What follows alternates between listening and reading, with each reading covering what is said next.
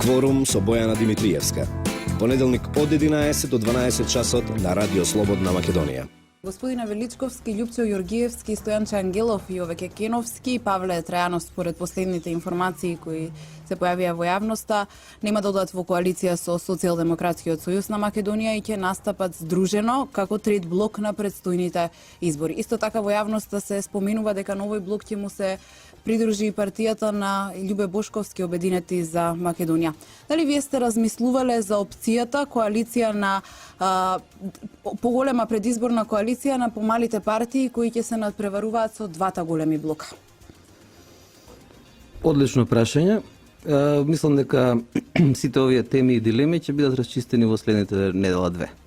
Да ги кажам позициите на Либералната партија. Уште од пред 6 месеци на Социјалдемократскиот сојуз и јавно му ставивме до знаење дека е потребно да се размислува за две варијанти. Една на класичната сите заедно, која според нас беше единствено можна до 2011 година. Многу работи се случија, многу вода протече низ Вардар, што се вели, многу работи се слушна, се дозна и луѓето, граѓаните, особено гласачите, стекна впечаток и за нијанси и стекна една, така да кажеме, продлабочена желба за продлабочено одлучување и сознание за политичката сцена. Тоа е прва работа. Второ, сметавме дека опозицијата треба да се постави на три блока. Една е оваа коалиција што си ја води СДСМ. Второ е она што се, така да кажеме, опозицијски десничарски партии и еден требаше да биде столбот кој што го понудивме, значи, на граѓанскиот центар. Во таа смисла мислам дека беше и идентификацијата и на шарената револуција како едно движење кое што во почетокот можам слободно да кажам дека воопшто немаше идентификација со Социјалдемократскиот сојуз и тогаш ги имаше своите врвни, така да кажеме, дострели, поддршка и така натаму. Доколку не внимаваме, сето ова ќе изгледа како фарса. Сега зборам за опозицијата и ние мораме да имаме сите во опозицијата јасни пораки. Еве една ексклузива и кај вас во емисијата.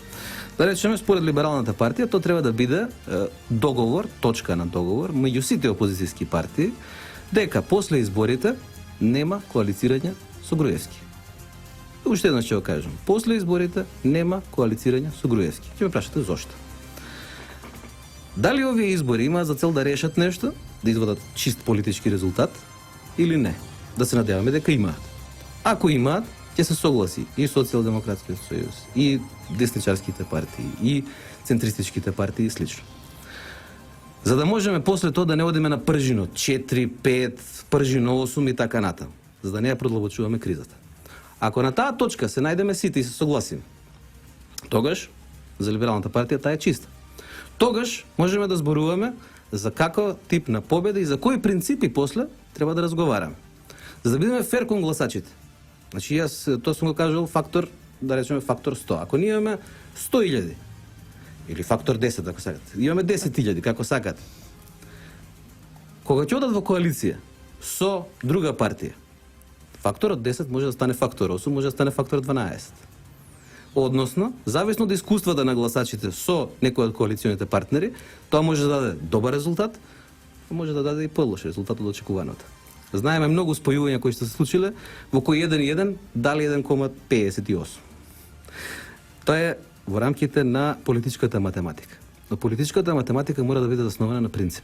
Принципот е јасно да се знае кој за што е. Јасно да знаеме во што сме согласни, во што сме договорени дека не сме согласни.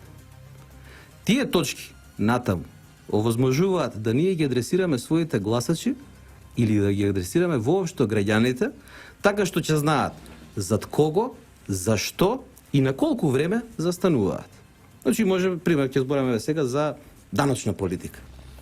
Еве, ние во даночната политика, да речеме, сме различни од социјалдемократите. Тие се за прогресивен данок, ние го поддржуваме рамниот данок, бидејќи тоа е една мерка која што сметаме дека е корисна. Треба да се најде точка на разбирање. Зборувам, значи, сега хипотетички. Во ред, треба да се пополни буџетската дупка, треба да се приберат повеќе средства. Добро. Колку време прогресивното даночување ќе трае и после колку време ќе направиме пресак да знаеме што се ефектите од тоа.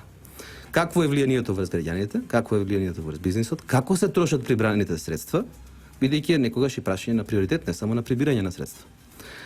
И потоа, да се знае таа чиста политика, оние кои што ние сме ги адресирале, да знаат да бидеме ние пресметливи. На крајот на краиштата да не се лажеме. Овде 25 години кој како стигна, не ја кажува вистината, ако е многу грубо да се каже лажеме. Затоа, еве да речеме, значи го поставува ова прашање. Инаку нас целта не ни овој буџет да остане, бидејќи сега гледам субвенции на сите страни фрчат. Сите ги нудат. Еве ние имаме поинаков пристап.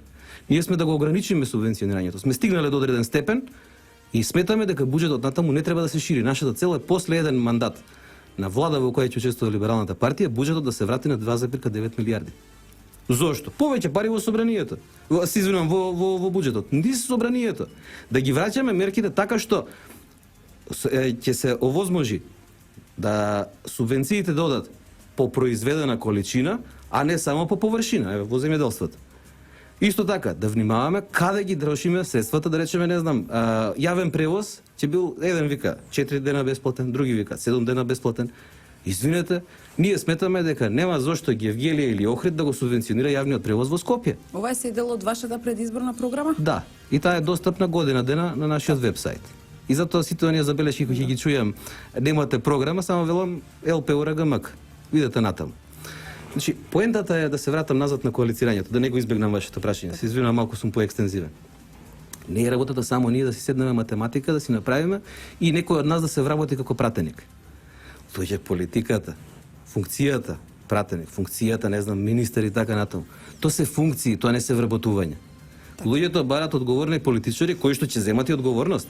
И после тоа се спремни, прво, ако ги изберат, ако не, да понесат одговорност. Второ, ако победат, ако не, пак да понесат одговорност. Јас бев во 2011 прашан, дали си задоволен од тоа што си пратеник? Викам вака да ви објаснам, тоа има два дела. Лично, како човек што се занимава само со политика, значи јас немам друг бизнес, немам друго вработување, немам ништо друго, освен занимавање со политика. Бидејќи сметам дека тоа е професија, и ако докторот може да биде доктор и само тоа да биде, ако може новинарот да биде само новинар, а зошто политичарите да бидат бизнисмени, шоумени и политичари, така у слободно време? Сега викам, лично, јас сметам дека сум остварил една убава цел, дека сум добил едно остварување на мојот ангажман. Но ако ме прашате суштински, бидејќи сум во опозиција, сметам дека не сум го остварил потребниот успех. На такви принципи може да се градат коалиции. На такви принципи се води политика. И на такви принципи ние мораме да излеземе во адекватни услови. Значи во услови на вистинска фер демократска борба, во услови на вистински кредибилни избори. И потоа да завршиме со оваа агонија, така да кажем, која трае предолго, според нас веќе трае 5 години, не е само од 2014, многу повеќе, и да дојдеме до исход. И од тука да тргнеме во нов пат, односно да тргнеме по вистинскиот пат одбрана на крстопатот.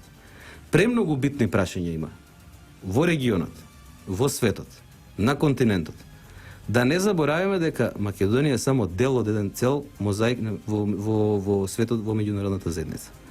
Премногу отворени прашања се, тие се и безбедносни, и политички. Забележуваме дека и верски елементи се јавуваат веќе во прашањата. Значи, ќе кажам за Македонија, исто така да искористам приликата. Одржувањето на секуларност е темелот на опстанокот на Македонија. Немојте да се случи утре национализмите да бидат детска приказка.